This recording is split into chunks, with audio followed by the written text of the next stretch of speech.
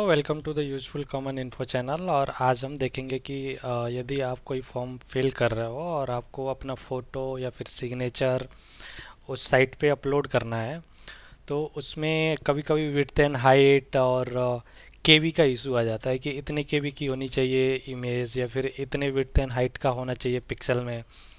तो उसको कैसे रिसाइज करेंगे, उसी पे ये वीडियो है। तो चलिए फिर स्टार्ट करते हैं।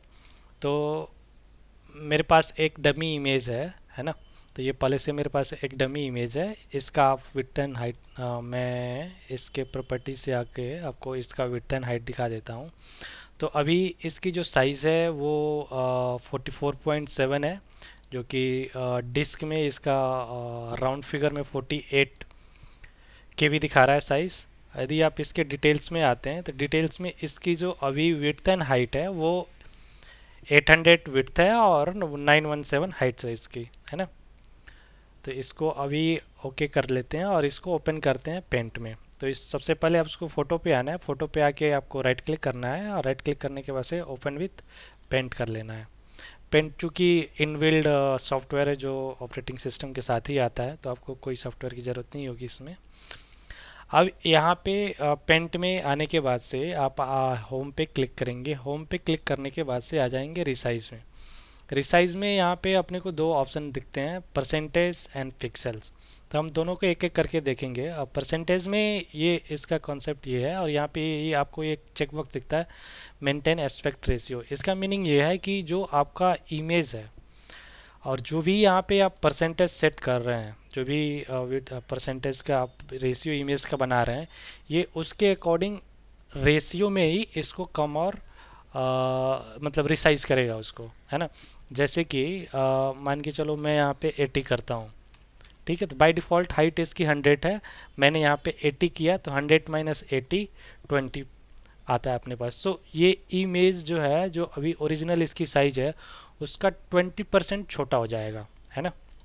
यदि मैं यहाँ पे 50 कर देता हूँ तो 100 माइनस 50 50 आता है। मीन्स ये जो ओरिजिनल इसकी साइज है उसका 50% कम हो जाएगा ये। जैसे कि यहाँ पे मैं आपको 50% कर देता हूँ और ये मैं करता हूँ ओके।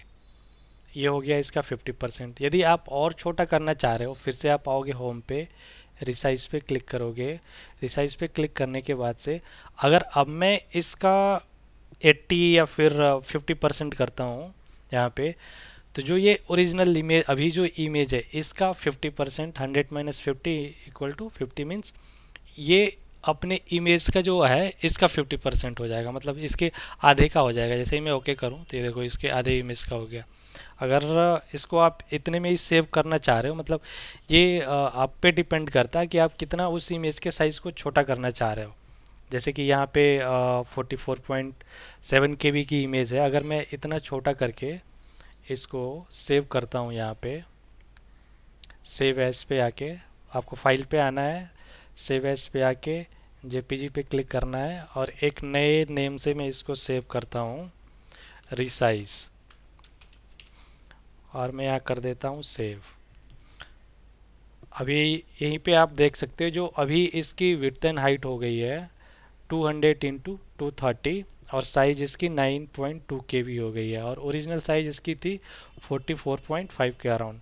अराउंड डिस्क साइज इसका 48 दिखा रहा था, है ना। आप यहाँ से भी चेक कर सकते हैं। जैसे कि ये हमने अभी इमेज रिसाइज करी थी, इसके प्रॉपर्टीज़ पे आके यदि हम यहाँ पे देखें तो आप यहाँ पे देखोगे 9.5, और इसके डिटेल में आपको यहाँ पे दिख जाएगी डायमेंशन। विथ हाइट इसका आपको 200 एंड 230 दिख जाएगा ऐसे, है ना। अब आते हैं अपने सेकेंड ऑप्शन पे, इसको करते हैं क्लोज। मैं फिर से ओरिजिनल इमेज उठाता हूँ, है ना। इस पर मैं राइट क्लिक करता हूँ और पेंट पे फिर क्लिक करता हूँ। अब यदि आपके पास, फिर आप यहाँ से होम पे क्लिक करेंगे, रिसाइज पे आएंगे। यदि आपके पास पिक्सल है, पिक्सल अगर यदि यदि आपको पता है कि मुझे जिसकी, जैसे ही मैं पिक्सल पे मैंने क्लिक किया, आप यहाँ पे देखोगे कि इसकी जो ओरिजिनल विथ हाइट है वो है 800 × 917। ये आपकी हॉरिजॉन्टल विथ हो जाती है और वर्टिकल हाइट हो जाती है ना। तो यदि आपके पास फॉर्म आप कोई फिल कर रहे हो और एप्लीकेशन में आपके पास लिखा हुआ है कि हाँ ये मुझे इतने विड्थ एंड हाइट में ये इमेज चाहिए। जैसे कि अभी मैं 200 डाल रहा हूँ, तो आप ये देखोगे मैंने ये aspect maintain aspect ratio check है चूँकि बाय डिफ़ॉल्ट। तो ये जैसे ही मैं 200 डाल रहा हूँ, इसका हाइट ऑटोमेटिक उसके रेशियो के अकॉर्डिंग ये ऑटोमेटिक एडजस्ट कर ले रहा है ना। तो अगर मैं इसको अनचेक कर दूं, है ना, तो मैं यहाँ पे अपना कस्टम कुछ भी डाल सकता हूँ।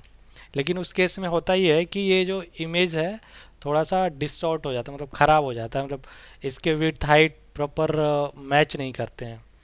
तो वो भी चीज़ आपको अपने हिसाब से देखनी होती है। अगर आप जब कस्टम बनाएंगे तो मतलब मेरे हिसाब से तो मैं ये रिकमेंड करता हूँ कि आप ये चेक लेके चलें ताकि ये उसके अकॉर्डिंग ऑटोमेटिक एडजस्ट कर ले। तो यहाँ पे आप पिक्सल में विड्थ एंड हाइट दे सकते हैं, आप अपना कस्टम भी डाल सकते हो। चूँकि मेरे पास कोई स्पेसिफिक वैसी विड्थ है नहीं पिक्सल में, तो फॉर एग्जांपल मैंने 200 जैसे ही डाला, ये उसके अकॉर्डिंग इसने 230 बना लिया है। अब जैसे ही मैं ओके करूँगा ये उतने विड्थ हाइट में आ जाएगा।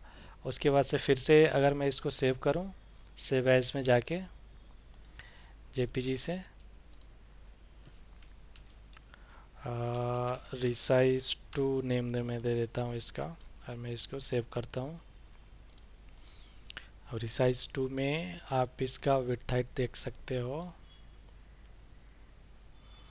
ये 200 इंटू उस साइज़ में आ गया है ना, 200 इंटू 229। और इसकी साइज़ भी मेरे हिसाब से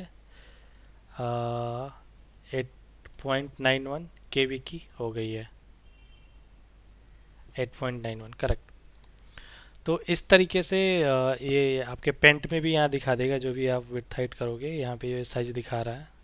ठीक है, तो इस तरीके से आप अपने किसी भी इमेज को रिसाइज कर सकते हो। ऐसे ही आप अगर आपके पास कोई सिग्नेचर है तो उसको भी आप पेंट में ओपन करके जो भी विड्थ हाइट मेंशन होती है कस्टम आपके एप्लीकेशन की वेबसाइट पे, उसके अकॉर्डिंग आप यहाँ पे रिसाइज कर सकते हैं इसको।